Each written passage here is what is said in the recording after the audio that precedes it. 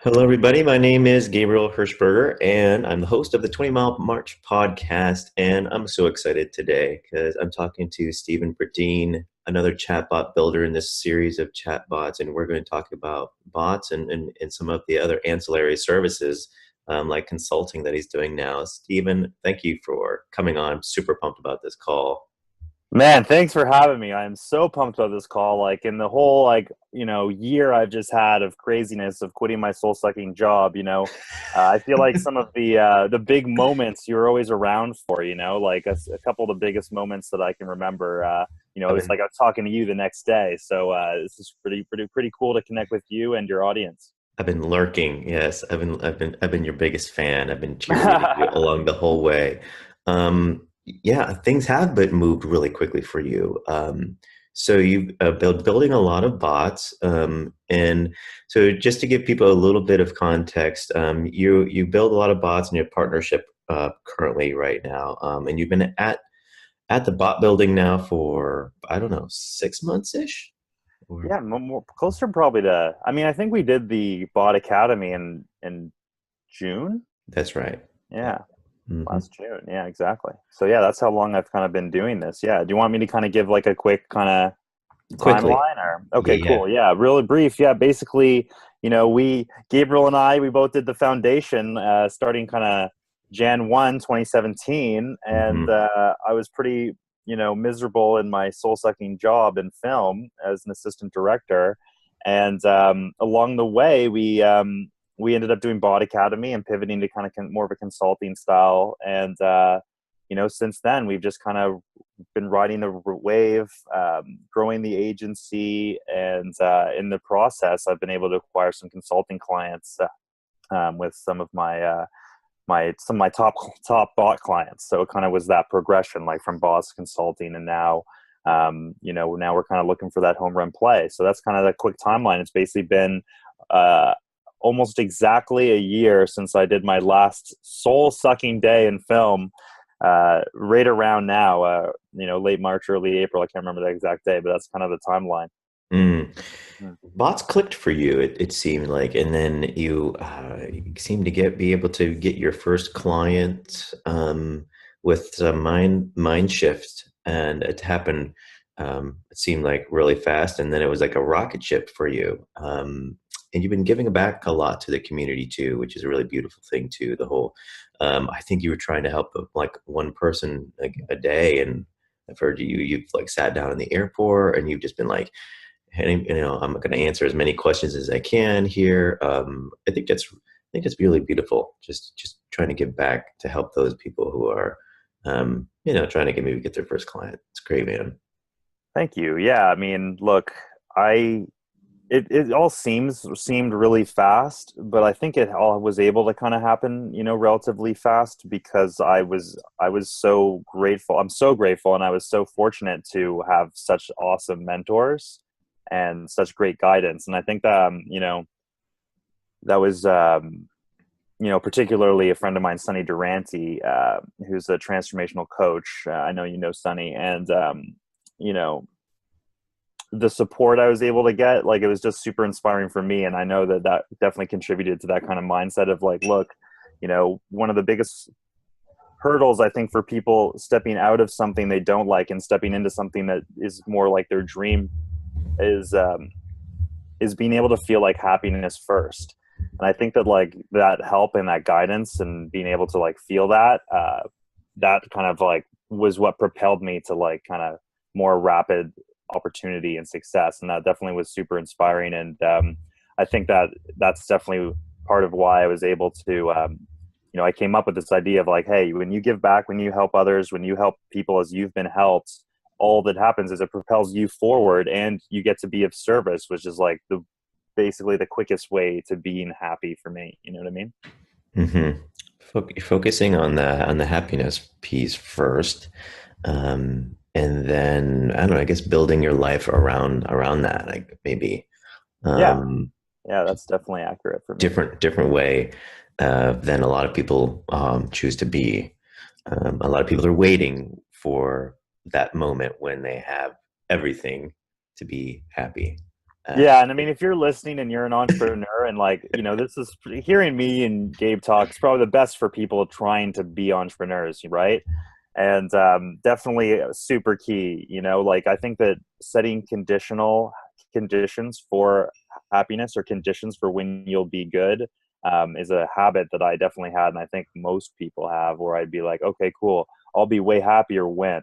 Yeah. That was a daily activity for me.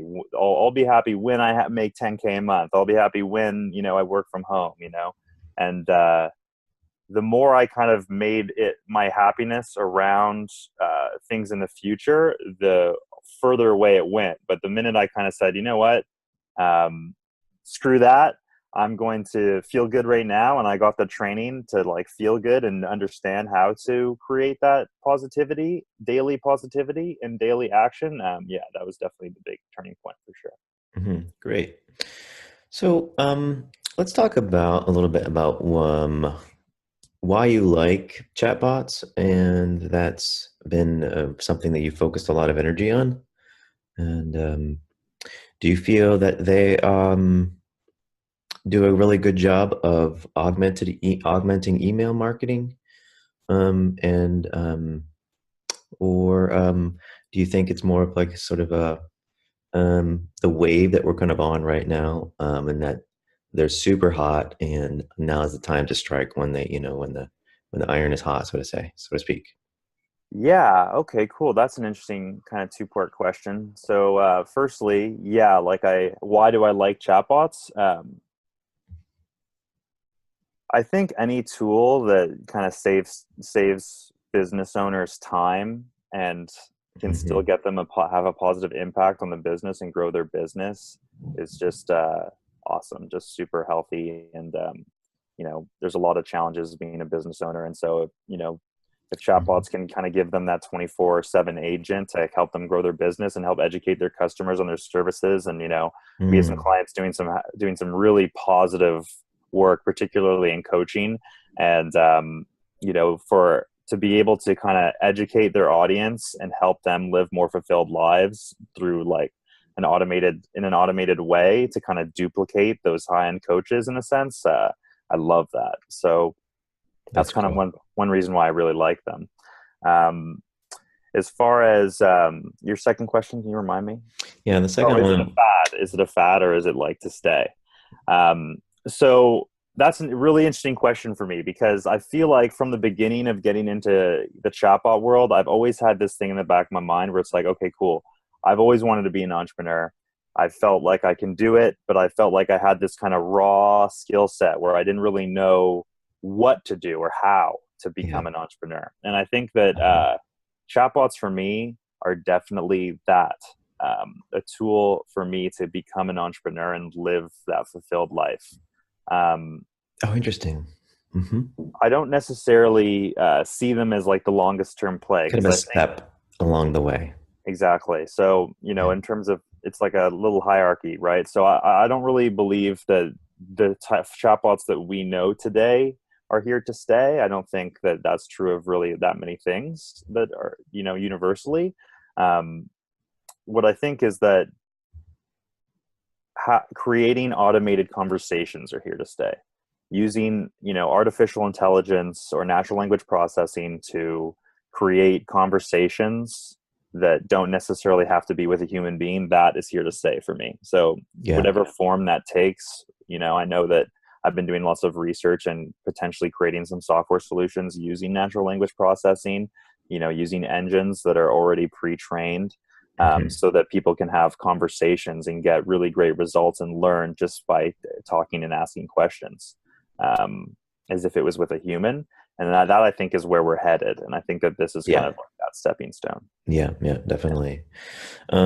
So tell me about what's one of your favorite bots that you've worked on yourself, and then um, why is it effective? So my only impediment is just, I have signed some contracts and I don't Okay. always remember, which Non-disclosure contract. agreements. But, I think one really good example, I'm going to talk about Chris Burfield. So he's one of I built his bot, and he is he formerly worked in a chiropractic office and now does Facebook ads and marketing, and has like a really really badass effective method of helping chiropractors with their marketing and advertising, and educating people on the positive impact of chiropractic. And Uh-huh. I just love his style, and basically we've been able to set his chatbot up to educate chiropractors on their marketing tactics, and Okay. he's been able to get a lot of new business using his chatbot, regularly, and we regularly speak and kind of become friends in the process. And I just love his style and the way he's very vulgar and blunt and out there and really effing smart, and he totally helps serve that market, and is really successful doing it. So that's a really fun chatbot to watch. I definitely check in on that one. Oh, great. So Mhm. that one is it education. So it's nurturing, it's educating, and it's helping chiropractors. So like is and then if they once they have that trust established, or his brand is getting really strong and he's top of mind, then they reach out and schedule a call with him, or they jump on a call or something. Is that how? Yeah, basically all leads to a call, exactly. So Mm-hmm. it leads to schedulers to have a call, and to just an enrollment call, and to see if they're a good fit. Mm-hmm. Mhm. Now, is there a sequence that they're into, and then or is it like how often are they getting these kinds of educational messages, and for how long? Yeah, so I find that generally, these 5-step sequences have been most effective in terms of education. So they get a message every day, or maybe with a day off in between certain messages, because I know that some of them, there are action steps with the education. So it, Hmm. gives someone a day to, learn or to take action and try a new strategy, for example. Yeah. Uh, yeah, that answers your Okay. question. All Yeah. right. Cool. And you've also not just done chatbots too. Now you have also consulting type of stuff on the side. And so what is there like a close relationship between people that because chatbots is a marketing tool, are you talking about their marketing strategies, and are you looking at running Facebook ads for clients too as a consultant, or tell us a little bit more about the chatbots and the other things that's going on too. Yeah, for sure.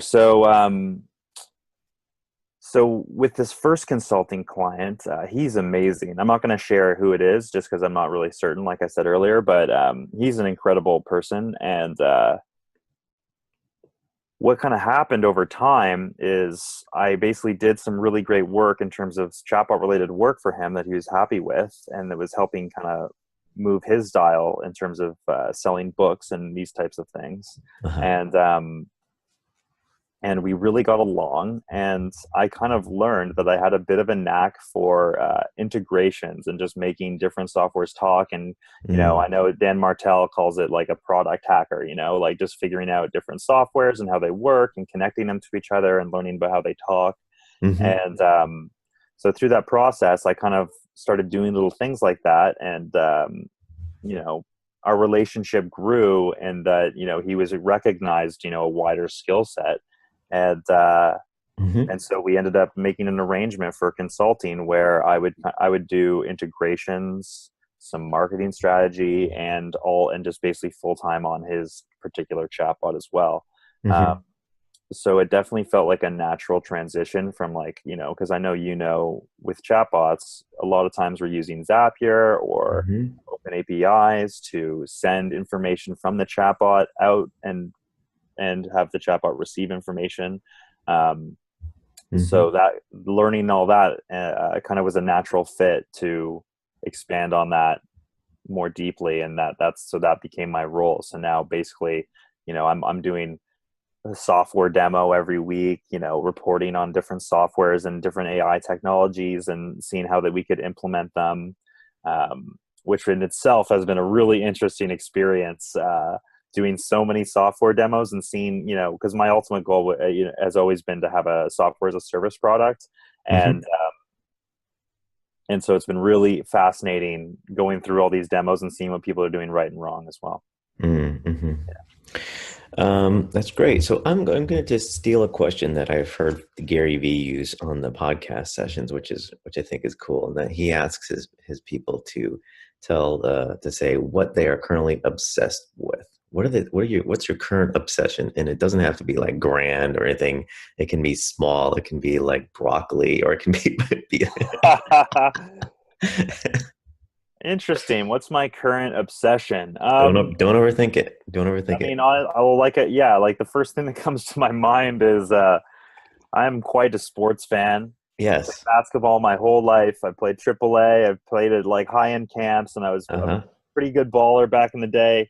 And my Toronto Raptors are first in the East, and I watch every game. Like I always watch the games, but I am pumped. I Yeah. can't wait to see if they can really get past the evil Cavs and and in the face of all of the bias against the Canadian team that we feel up here, we want to show everyone wrong and have this team win the title, and that would be this like the coolest thing for me.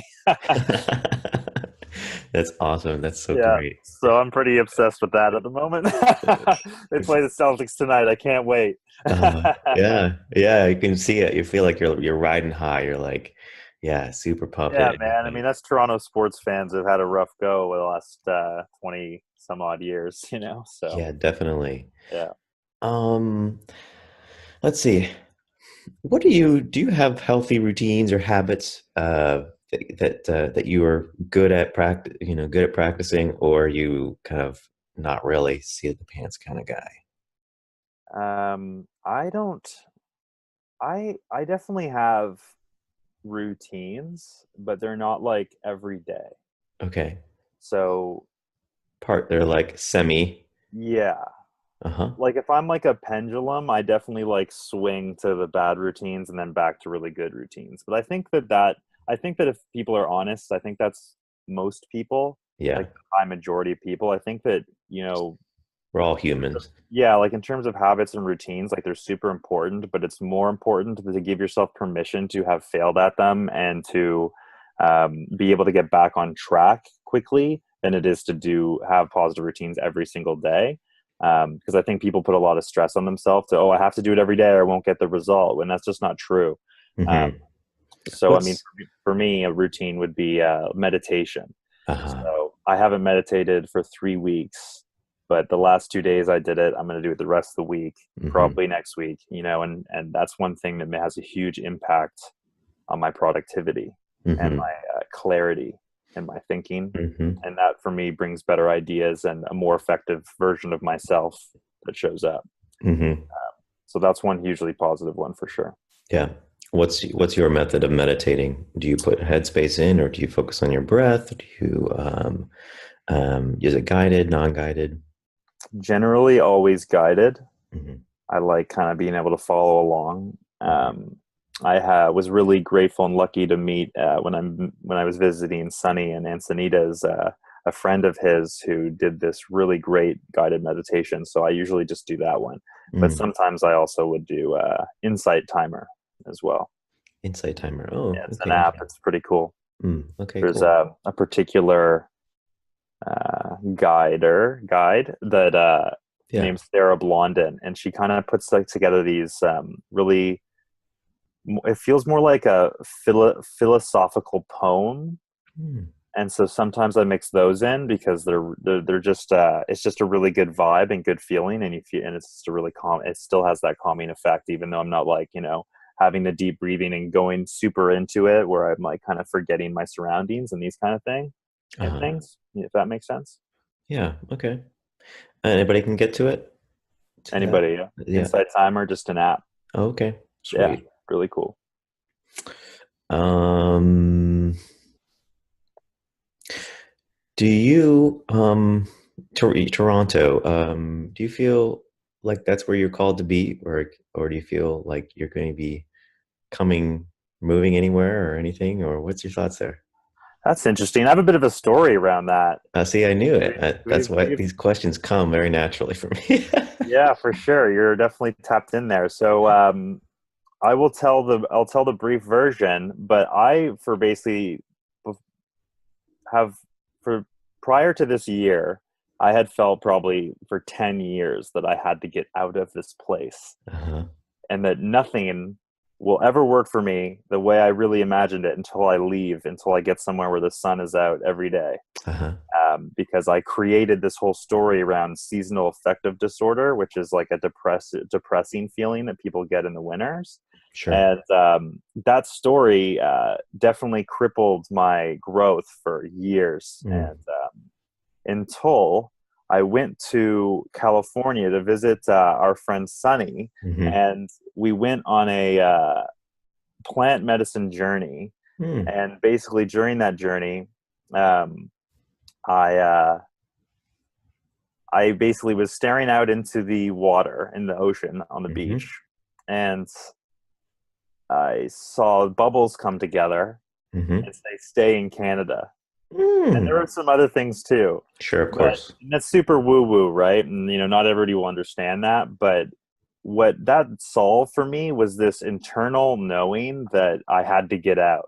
And so that story that I had Oh, was just like crippling me. And from that point forward, I was like, wow, yeah. I actually I'm staying here and I love it here. And Ah, the difference in how I showed up, yep. there was other stuff in there too, like reading Beautiful. Tethered Soul, but the difference in how I showed up, walking down the street with my dog or just being out in public, all of a sudden my entire mindset had changed from like a expecting the negative to expecting the positive. Mm-hmm. And since then, we're just ending winter here, and since then I am like totally loving this In place. love.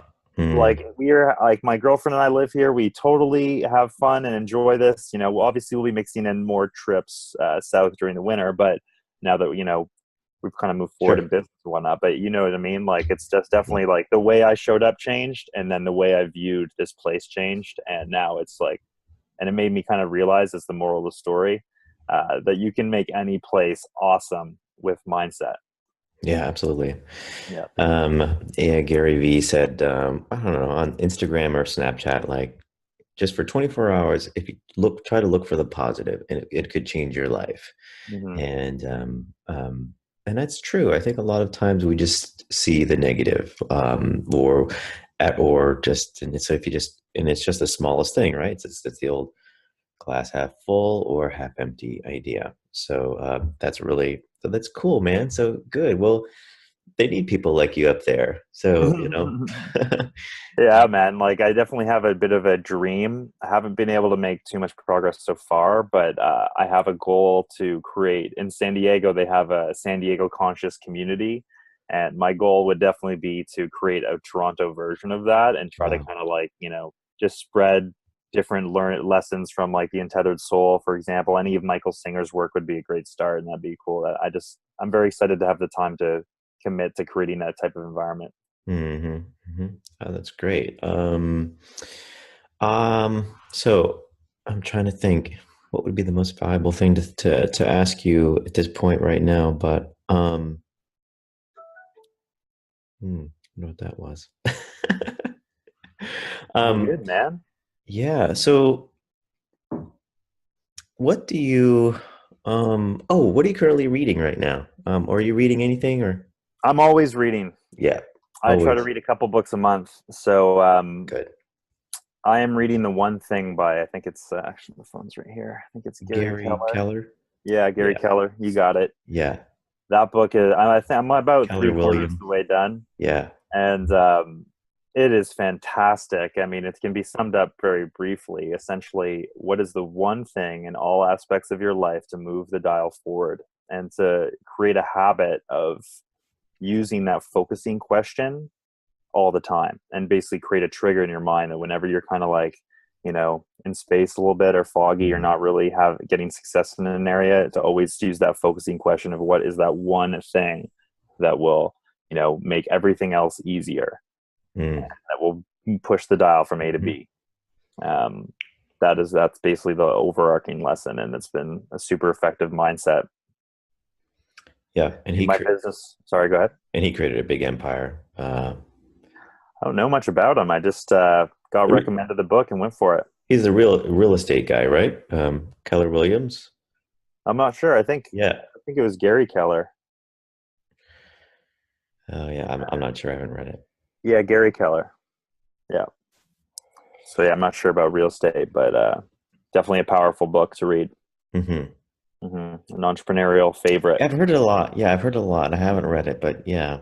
Um, Yeah, my business partner Andrew, who is fantastic and a huge part of this whole, completely equal part in this whole bot build business, and a huge part of the momentum we were able to gain. Um, he has had that mindset and read that book a while ago, and it's definitely helped guide us and make things happen quicker. So I had to get around to reading it. Brilliant, Yeah. brilliant.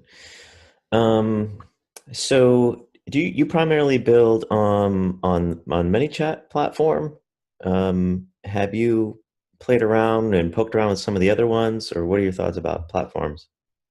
For platforms, it depends where you are. I mean, getting started, I would say just learn one platform, Hmm. push the dial, get the clients, build the business. Don't like I think that all the platforms can be a distraction for people getting started. Um, Mm, and I think that you just pick one, learn what it does well, and sell. And after you're kind of established, I've gone back and learned more chat fuel and learned more, and tried some other things and just see what they can do. And I know that these programs are becoming way more robust and integrating that handover protocols and these types of things, so that it might be more possible to use more than one platform at once in the near future. And then I think at that point you can go and expand your mind and see what else is possible. I think it's kind of a commonly held belief that chat fuel and ManyChat are kind of the big two. And if you're doing e-commerce and you run an e-commerce business, maybe Octane AI, but otherwise it's chat fuel and ManyChat. And if you're more kind of development based in your history, maybe start with chat fuel. But if you're a marketer and you want to start a business, or if you want to start just get a business fired up as soon as possible and don't really have that dev background, I would definitely go with ManyChat. That's what I did, and it's way easier to build on and way easier to learn. yeah. Mhm. So right now we're in this like Facebook pause during this investigation time period here. Yeah. Have you been noticing that and paying attention to that? How long do you think it's going to last? Does it freak you out a little bit? Are you concerned? What are your thoughts about that? I was just having this chat with Andrew Warner the other day, and my opinion is that regulations have always been in the pipeline. So this incident has pushed them up, and that's why they had to have this pause, right? In my opinion, regulations and the result of this pause could be a hugely beneficial thing for the entire bot building community, because what that's going to do is force people to have to know the rules and have to play by the rules, or the whole channel won't be effective for them because Facebook will just shut them down, right?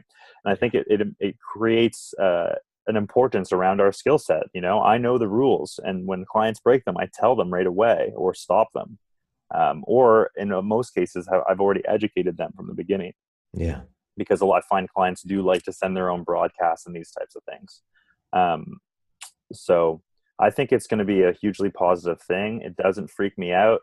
I think that one thing about what I've been able to achieve this year is I've used bots, like I said earlier, as momentum to create a more robust skill set. And now I can lean on that more robust skill set and not just bots.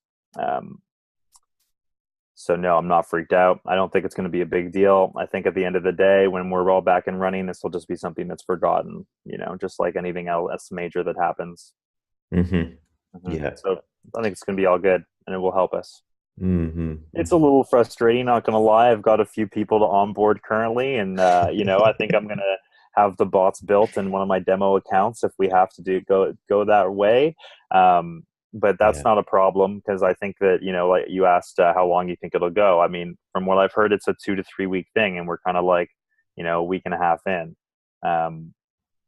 So if it's only if it in April or halfway into April it's over, then it won't be a problem. If all of April happens and it's still banned, then it'll become a problem for sure.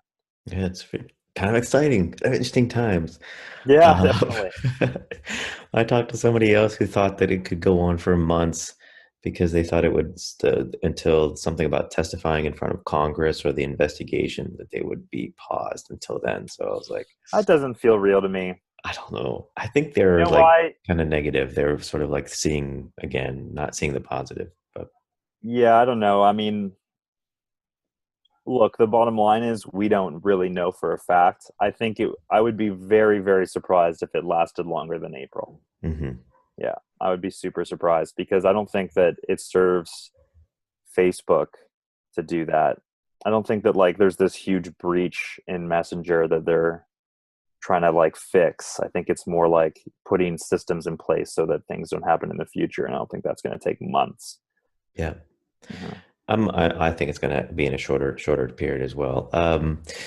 Do you see patterns happen with some students who want to build an agency but don't are sort of struggling with that? Do you see things Yeah, occurring frequently? And then what insights do you have?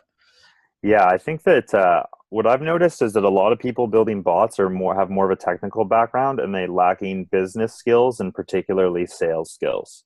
Mm, Um, I think there's lots of people out there who can build effective chatbots.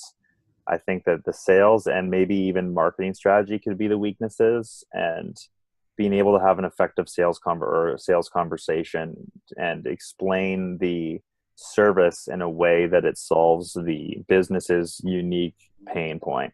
And I think that's kind of a blind spot for many. yeah.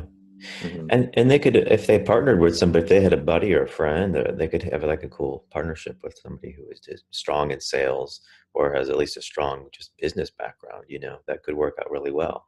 So, yeah, so, Well, totally. I mean, right. look, that's kind of what happened really very much organically for me. Andrew Billack is my business partner on all of these chatbots, and he is just a fantastic and gifted salesman. Like, I come on some of the sales calls to offer more of like just be there more for safety if there's a technical question that Andrew has forgotten or something.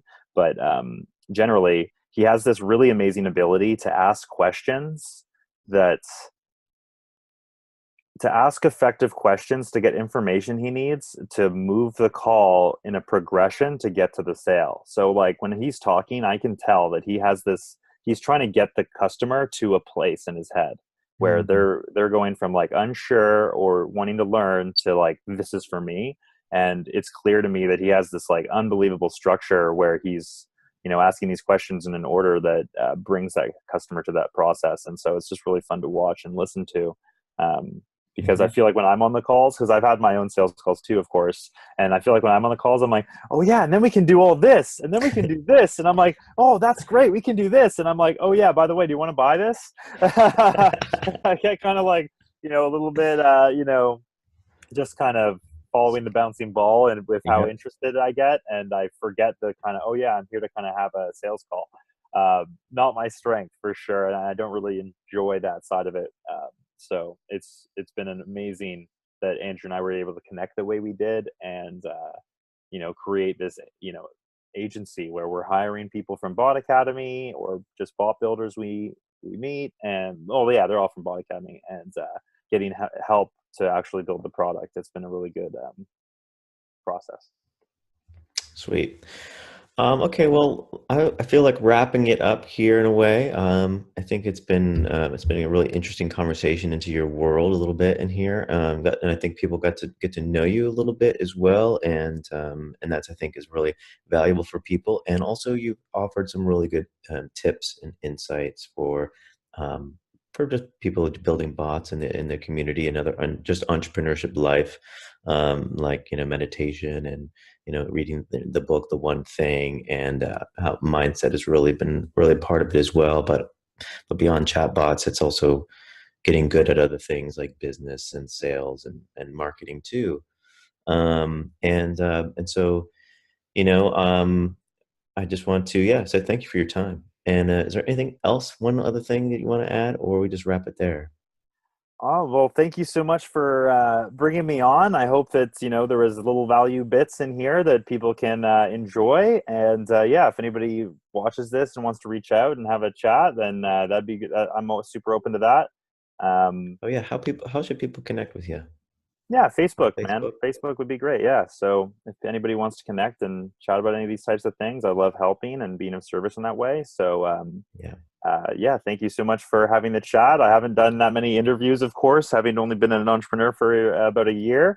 So this has been super fun, and hopefully, yeah, people were able to see kind of a few lessons in terms of going from soul-sucking job to thriving business. Sounds good. There'll just be bigger and bigger platforms for you going forward, and links to your Facebook profile in the show notes. And so that wraps up another conversation here on the 20 Mile March podcast. That's Stephen Bradeen, StephenBradeen, and keeping it real in Toronto, Canada. So thank you. Peace. Thanks, guys. Cheers. Thanks, Gabe.